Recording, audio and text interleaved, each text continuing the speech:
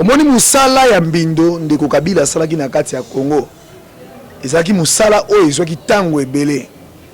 musala ya kolalisa peuple, musala ya kotika peuple na distraction. Yo komona mboka mobimba bakotika bato bamela masanga babosana ke bato batanga classe esalamaka te.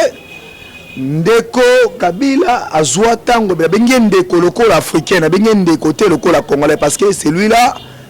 azali rwandais, toyebi yango très bien. Tout le monde na ngambo kuna bandeko bako ningana bako banga, donc to ko benga Martin Fayulu Machacha. Donc yoki na niveau ya politique nationale, que ça soit na niveau nyonso bayi Chilombo na bayi FCC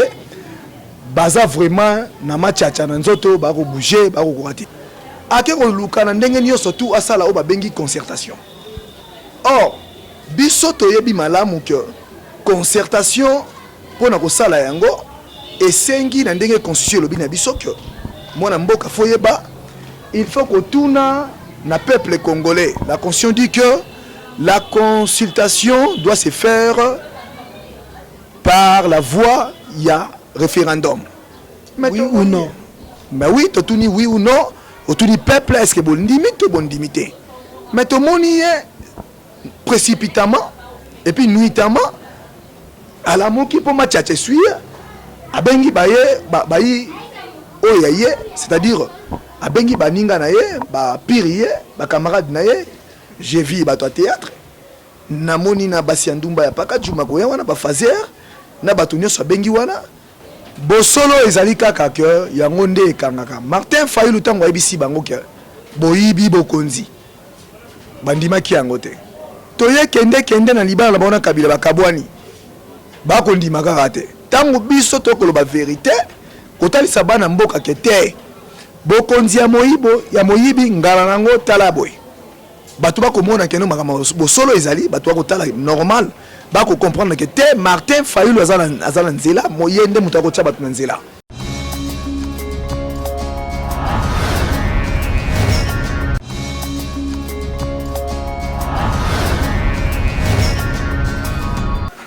Bote bayi Congo nyonso ba oba kolanda biso partout na mokili mobimba ba oyo bolingaka ba actualité politique ya mboka na biso Congo. Lelo oyo to solo la mingi makambo ya ba actualité politique départ ya Nkulutu Martin Fayulu oyo sengelaki akende na Équateur. Est-ce que azokende kotala Jean-Pierre Bemba to azokende bona nini tokobeta yango awa na kati ya lisolo o tokobeta lelo tokundola ya solo to ba Nkulutu Martin Fayulu asolola kana ba occidentaux e ba yake pa na nini potango peuple balobi etekene omemindele bato bakoteka pouvoir na biso chaque fois tokomona fadene ba occidentaux bakokota kota kaka na kati ya émission onde tokobeta lisusu mingi masolo ya bouclage na Kinshasa, couvre-feu na Kinshasa balobi ete bato maboma bakokanga baona minduki bato maboma bakokanga baona ba $50 na ba arme bakokanga baona ba chombo e bato maboma wana esengeli siko tango balobi 21 Congolais za libanda teske bato maboma ngo bakotambola libanda to bango pe bakobomba na po bakanga bango te. Nani akotinda ba rebelle wana? Nkulutu Martin Fayulu,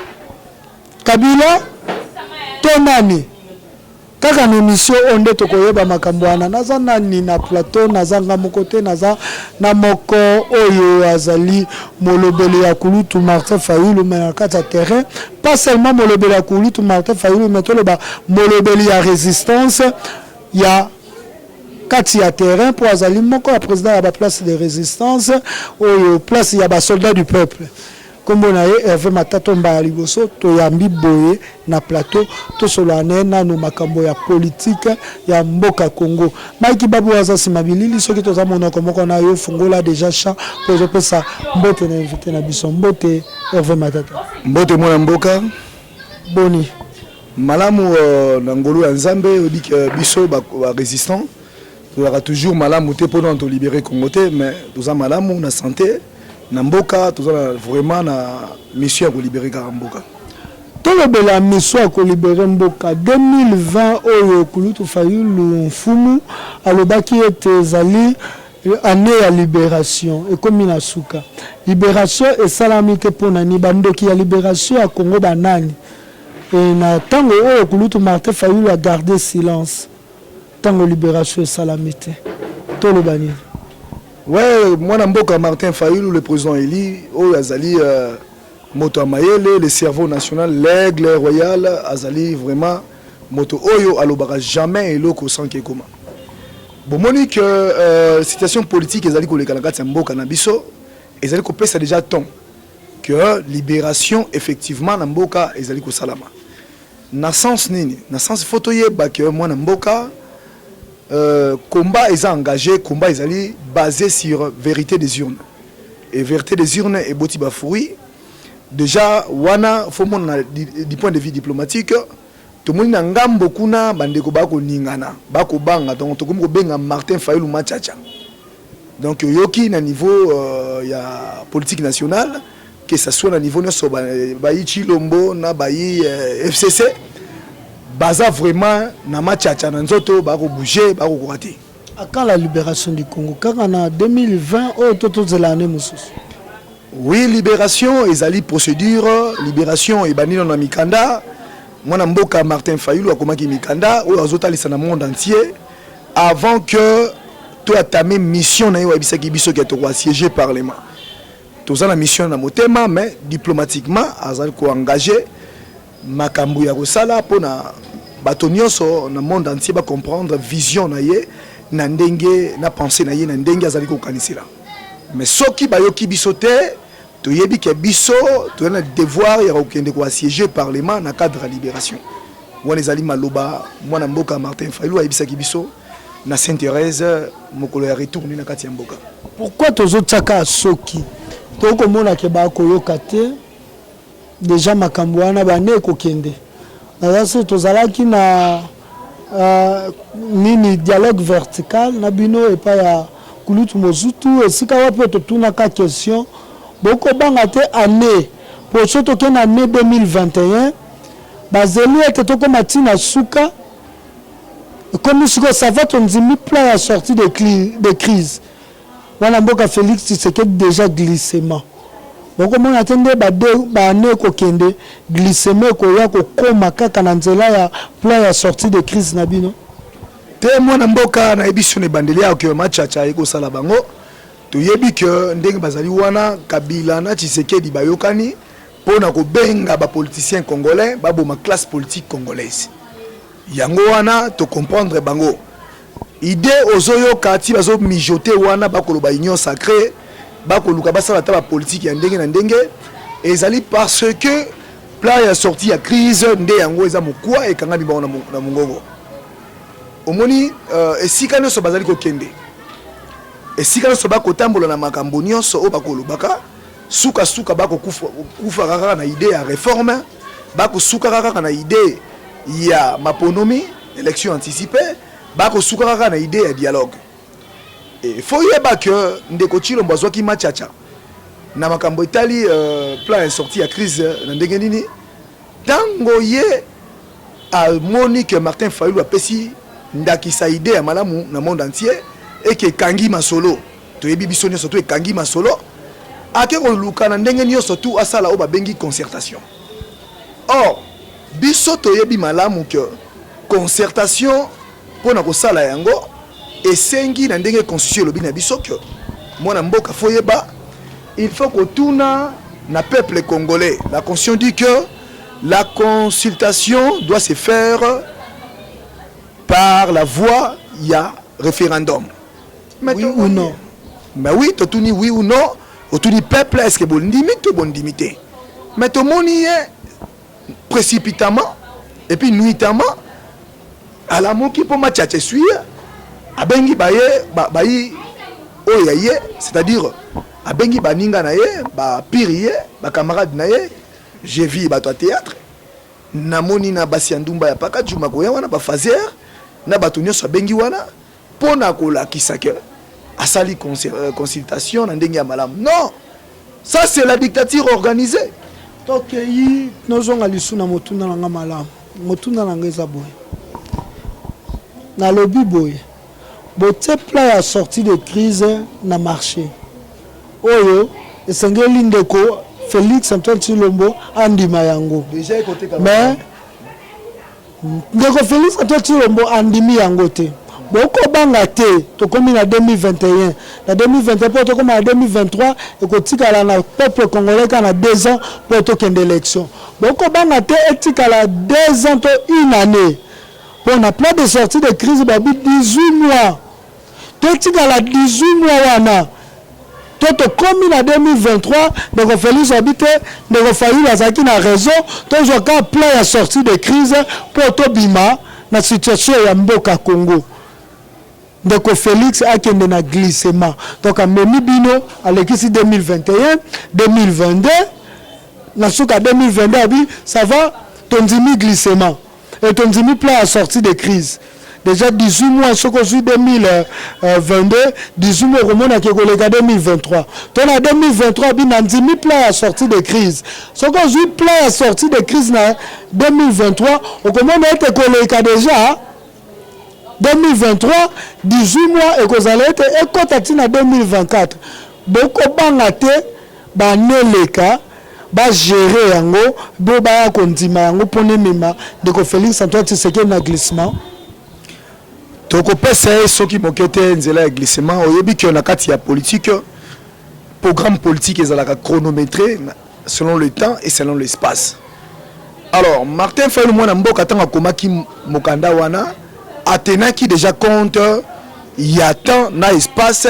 oyo eko se réaliser yo moko olandi na bilili mwana mboka na mikolo oyo pene pene mwana mboka omoni yango tellement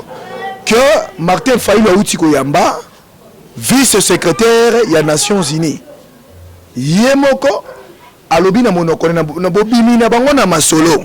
tango babimi na masolo place oyo nazomona ke toza rassuré na yango tango babimi na masolo mwana mboka balobi clairement plan ya sortie ya crise endimami c'est-à-dire oyo zomona wana ndeti lombo azosala passe-temps peuple congolais akotik soki azokanisa na ndenge ozoloba olobi nanga wana mwana mboka ke amema biso na glissement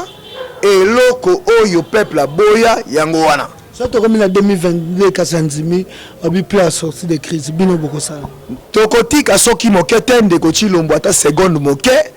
a glissé soki akomi en 2022 lobby ça va toke casser na plan ya sortie de crise na 2022 wana déjà arbitre kobeta piololo match esili c'est-à-dire au consommer déjà mandat na yo selon la constitution zolo bana biso ke il faut toke élection na moment wana soki alinga s'hazarder na ko conseiller que abanda déjà ko mobiliser mbongo pour comprendre que soki tokomi na 2022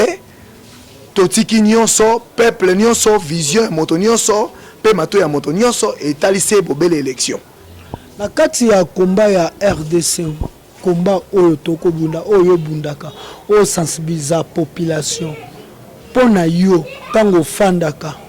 utalaka population ko sensibiliser omonaka moteur ya bitumbo esengeli ezala nini fanatisme patriotisme to nini ndeko eloko ya motuya na bitumba oyo tanto bundaka ezali bolingo nanu ya mboka oyo bengi patriotisme biso na kati ya lamuka oyo ekambami na coordonnateur Martin Fayulu Madidi na moninga mina ye Adolphe Muzitu to bundelaka komba ya ba individualité to bundaka komba pona ko libérer mboka to tchaka en place ba valeur oyo biso to lingi oyo kokamba mboka po ete moto nyonso se retrouver po yango eza besoin na biso nyonso to jamais tokozala focaliser na komba moko ya kokumisaka bato to ya kobetaka maboko po na moto azosala mabe ke tokumisa ye fanatisme accentuer sur le tribalisme po biso tokumisa aveuglement te c'est-à-dire ezali fanatisme aveugle biso jamais tokokende kokumisa motu poto tika intérêt ya mboka na biso biso to bundelaka mboka donc makila na biso fetanga pona mboka to bundelaka nde mboka to bundelaka moto te mais to soutenaka bato nyonso oyo bazana idée ya malamu lokola Ndakisa Martin Fayulu azali moto oyo azo kopesa ba idée ya malamu pona kopusa mboka liboso et to monike aza maboko pembe aboma na ye moto te ayiba eloko ya moto te asala na miyibi te na ba médiocre te biso to monike moto wana aza moto tie maboko totala ndenge nini likanisi na ye ya kokambela Congo vraiment na sens ya bongo. Donc toko kende malembe na mission na biso to beta siko lisolo ya situation politique ndenge ekomi siko kokanga bato na outrage au président de la République bato maboma ko bimana ba minduki couvre-feu pona bino na ngambo na bino la muka populaire po tozana de la mukati la muka oyo ya bureau na la muka populaire ya nzela yoza moko ya ba leader ya la muka populaire oyo bakendaka vers peuple zokanisa nini pona libération ya Congo tolobi teke bino boko kanisa nini to président Fayulu akoloba nini tango yo solola na peuple akanisa nini pe nini ekosala peuple atomboka te mayi ekokatana peuple akotomboka te bakokanga moto maboma na minduki peuple akotomboka te bako embouteillage peuple akotomboka te nini ekosala peuple anatomboka te bino babozaka na papa. Oui, omoni mwana mboka journaliste d'investigation au King nakolobano clairement que omoni musala ya mbindo ndeko Kabila salaki na kati ya Congo ezalaki musala oyo ezwaki tango ebele musala ya kolalisa peuple musala ya kotika peuple na distraction yo komona mboka mobimba bakotika bato bamela masanga babosana ke bato batanga classe esalamaka te ndeko Kabila azwa tango bengi ndeko lokola africain bengi ndeko te lokola congolais parce que celui-là azali rwandais to bien très bien yoko boya te do azali rwandais alors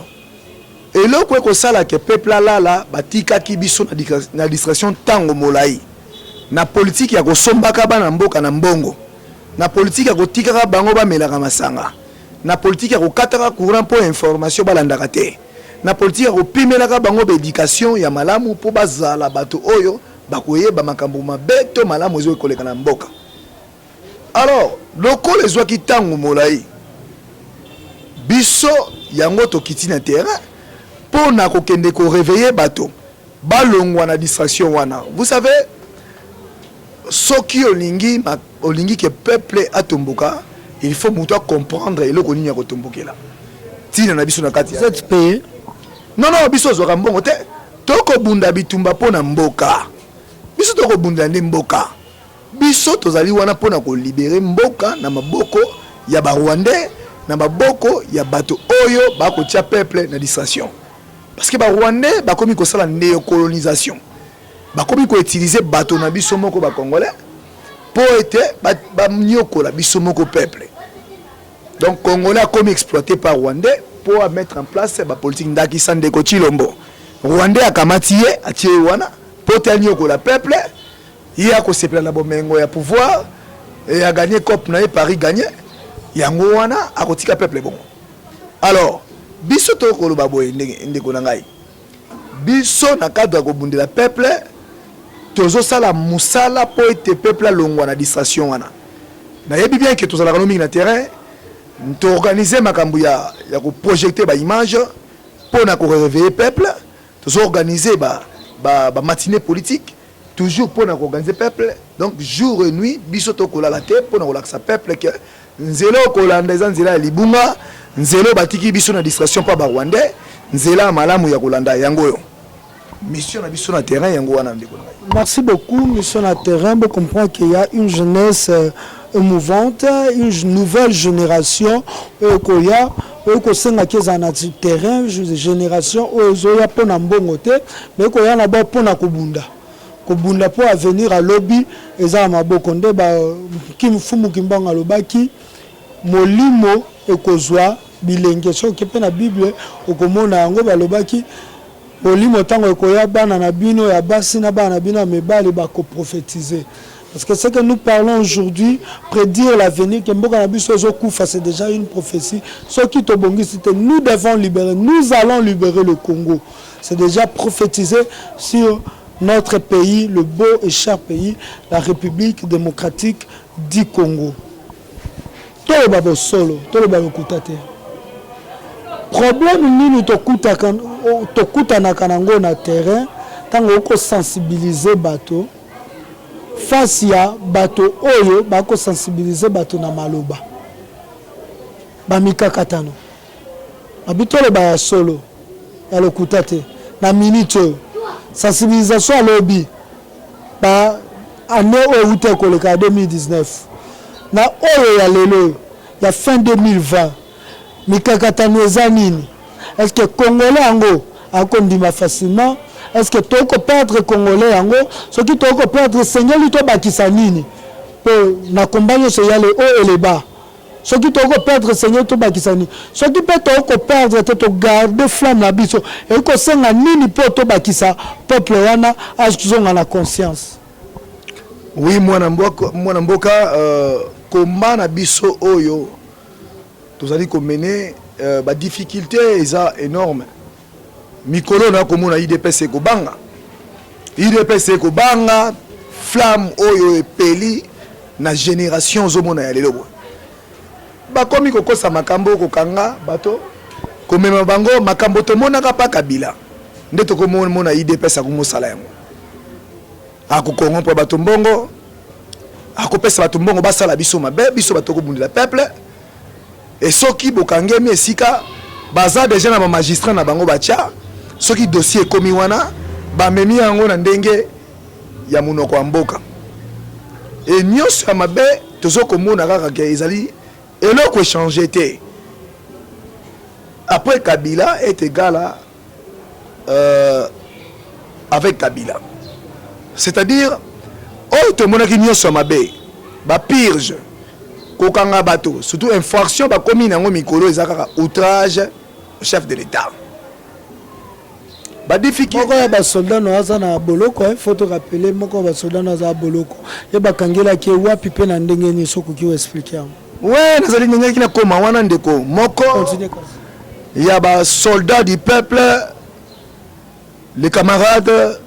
topé mwana mboka Cédric Mwari. Azali ya kokangama, azali na district simplement parce que to bandaki koloba bo solo banda matinée politique.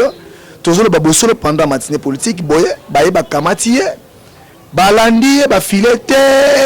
esika alalaka, nanzela ba kangiye ono, obundisa ki moto na biso. Moto ba obundisa wana bundisa ki wana, akokumba moto, azali à l'aise, akotambola normal,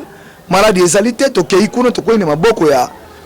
OPJ, moto na bango, abandi ko bamba ba infraction, extorsion, boboninga bobo tolembongo, boninga sala boye. Et tentative de meurtre babilo romoko boy et botami ebele mwana mboka azali ti lelo na kati ya boloko toko liki ate to bimisaye mikolomiko ya avec misolo soki monani parce que to sali ba démarche il faut que zo mutu wana traitement akosi makambo ebele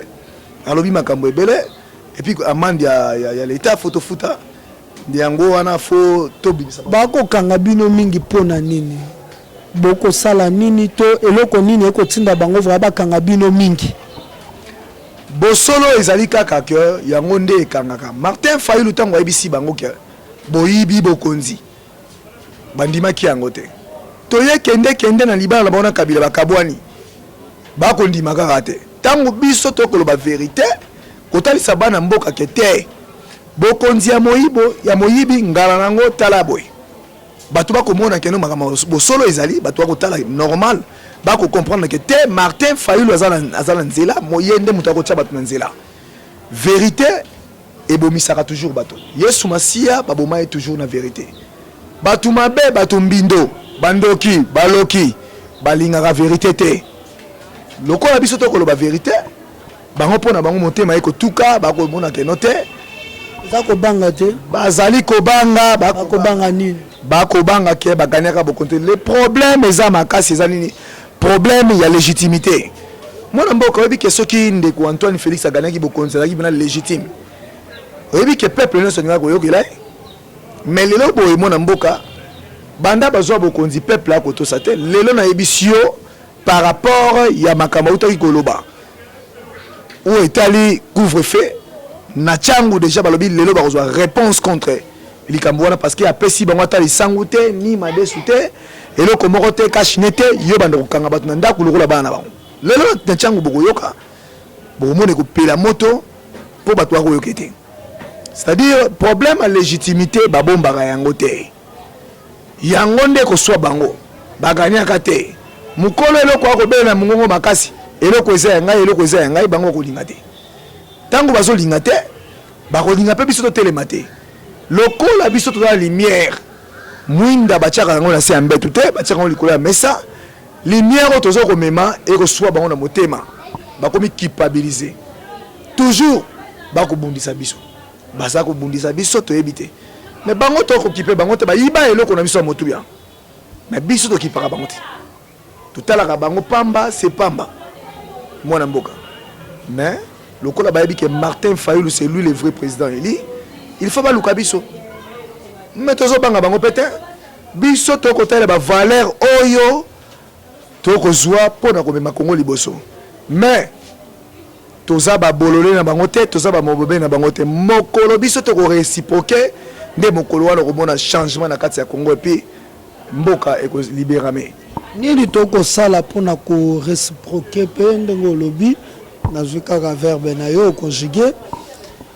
contre décret ya minembwe oyo baannula yango te oyo na Ruberwa babengisaka na Assemblée nationale abengi commune de Minembwe abengi commune de Minembwe sukaka bongo tozeli ndeko Félix Chilombo alobango na ba discours na tika koloba makambo Minembwe na ba discours na ete memboka ekokende biso bilenge tokokanisa nini tango tokokena terrain ko sensibiliser bato qu'est-ce que nous projetons pour Minembwe? Merci moi Mboka, question vraiment fondamentale opposée au namoni pour la souci à bandeko na biso ya est na sepeli makasi na question opposée ndeko moi Mboka na ko biso malamu que affaire à Minembwe ezalaka cop yango tolobi ke Kabila na Tshisekedi bakabwana te il y a des indices ozola ksake bazali na bolingo makambo tali Minembwe moi Mboka basalaka cop tango basali cop bateki Minembwe eninge yeba na vérité bana mboka batomboki balobi bon tolekisa yango na ba simple distraction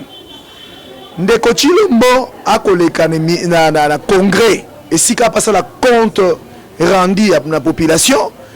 il faut rendre compte na population ndeko Chilombo akekoloba ba tralala biloko ezangatina abosani makambo ya Minembwe pamba te ayebi ke soki atomboli makambo ya Minembwe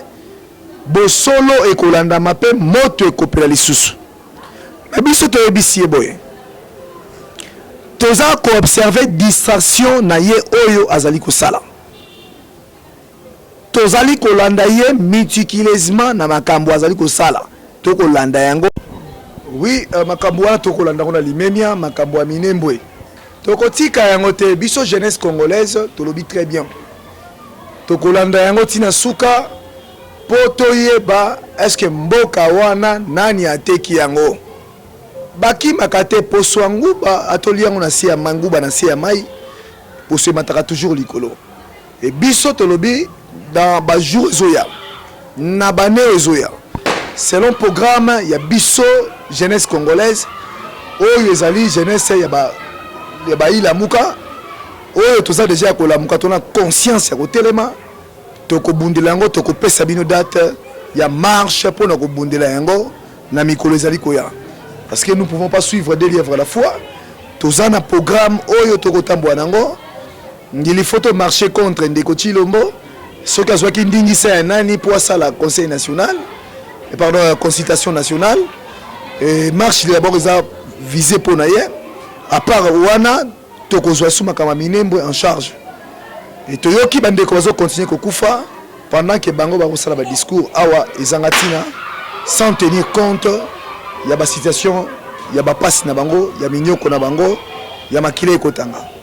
Merci beaucoup. Tokomi vraiment na moi suka ya émission na biso. Tozaki bongo na ndeko Hervé Matata wazali moko ya jeunesse oyo eza ko sensibiliser bato pona obaki mikolo oyo totika no jeunesse oyo ekosaka komba na YouTube. Il faut tokene na jeunesse oyo ekosala na YouTube na terrain na média na terrain. To éviter parce que bakosi biso trop. Jeunesse moko ya kaka lobi du premier 30 na YouTube asuki na YouTube. Donc Hervé Matata liloba na ya suka numéro de téléphone pona bato nyonso bangi ba contacter yo ekoki kozala nini. Merci mwana mboka na koloba na bandeko ba kotala biso libanda pe mosika bisika pe misunya nzoto ekoki kotuta na te komona na te na koyisa bango que bino bozali mosika physiquement bokoki kobunda te. Et seul moyen ya kobunda ezali ba contribution bino financière, c'est-à-dire combat oyo tozali kobunda bana mboka bisika bozali boye bate ezo engager biso nyoso to mabele oyo to senga kango na nzambe te ki apesa biso. Mais lokola salanga na yo congolais contribution na yo parce que combat eza munene. Ezo senga te ki combat ezala réduit bato babundi physiquement bazongi babeti ba gaz bazongi non. Il faut tous les mesures autres contrecarrer la police instrumentalisée par les Rwandais au Chilo Bazoro Salela na ba militaire nyonso o ya bango ba ya attaquer biso na moment ya manifestation to na moment to décider rapport to libérer mboka ezo senga na biso to sala ba mesure o boyebi malamu on va ko le balzate ba stratégie musu ba lobate pesa ka numéro de téléphone poto le ba misusu na téléphone. Alors, pour na kobenga biso malamu mwana mboka oyo nyonso azali na besoin ko rejoindre résistance ya terrain oyo biso to ya bedia te ya YouTube te bato ba bundaka na bililingi so ibotali bilongi ezali bokozwa biso na plus 243 81 59 28 390 na bandeli pour une meilleure audition. Plus 243 81 59 28 390 Wanande Bokuti équipe ya résistance Mobimba pour un sens ya combat de Konabino Hervé Matata. Merci beaucoup na kolukela bino ba résistance nyonso ya terrain pour photo ko makolobisa bango pour bango nde batu baye ba ko grouper okawa moto boye Trésor King azaka na terrain. Tant que tu as un terrain, il faut valoriser. Tu as un terrain. Parce que le temps où Trésor King te separa, non, tant que tu es dans le terrain, Nazaraka a monté dans le terrain. Tu écoutes un Hervé Matata, tu écoutes un bande qu'on a vu sur la ligue, tu écoutes un banine. C'est comme un jeune ouana, il faut vision. Tant que dresser jeunesse, oh, que libérer Congo Yango, awa. Yom moto, oh, obi libération Congo jeunesse a perdu, jeunesse a perdu, jeunesse Yango Yango. Peut-être vous avez eu le jeu où il faut jouer intermédiaire entre Bino et jeunesse et intérêt. Mais nous ne pouvons pas jouer l'intermédiaire parce que nous sommes nous-mêmes cette jeunesse-là au Tozana terrain. Et Yango Kaka, libération ou takana terrain, tout ça bande ko belé, ndona titulé émission au résistance ya terrain pour to yambaka ba jeune au ba kubunda bitumba na terrain. Merci yangai, merci na bino nyonso batu bo soutenir Trésor King Bukele na année oyo 2020. Merci pour na ba obo raisonner ko soutenir Trésor King Bukele pour l'année 2021 na lancer sunga Trésor King Bukele na matériel et koza malamu pour ba base ya ba résistance nyonso tokota il faut caméra moko ezwaka image na chaque base ya résistance toza na posa ba caméra toza na posa ba matériel ya ko monter bande ko pe baza posa ba mégaphone parce que si nyonso oyo toko fongola ba place ya ba résistance de ko Hervé seignela tika ba mégaphone bande ko kuna batika ba mégaphone ba biso pe tika ba mégaphone pour ne ekende sunga jeunesse oyo pona combat ekoma makasi combat ya nzelande eko libérer Congo ya suka liso ezali to pesa ni mbote ouais na kopesa mbote kaka na bande ko nanga yoyo baza musika mbote na bango Congo eza bino toujours bozala attaché na Congo biso ba résistant tout dans le terrain pour la libération Congo merci bye.